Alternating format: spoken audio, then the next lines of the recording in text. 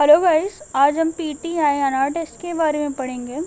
PT-INR test एक तरीके का ब्लड टेस्ट होता है।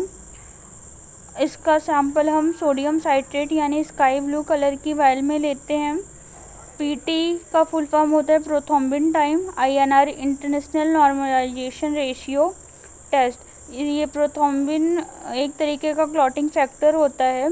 इसका पर्पस होता है इस टेस्ट का to evaluate the ability of blood to clot, यानी ब्लड हमारा कितनी देर में क्लॉट हो रहा है आफ्टर ब्लीडिंग, उसको ये चेक करता है। और ये ब्लड थिनिंग मेडिकेशन की इफ़ेक्टिवनेस को भी चेक करता है।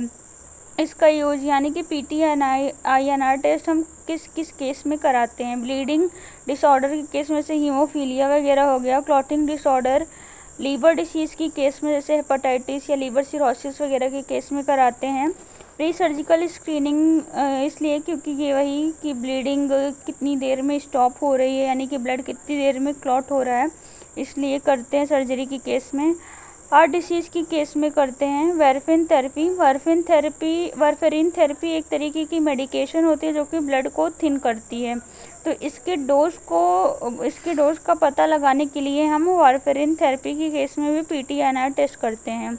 नॉर्मल रेंज होती है इसकी 11 to 14 सेकेंड में ब्लड क्लॉट हो जाना चाहिए।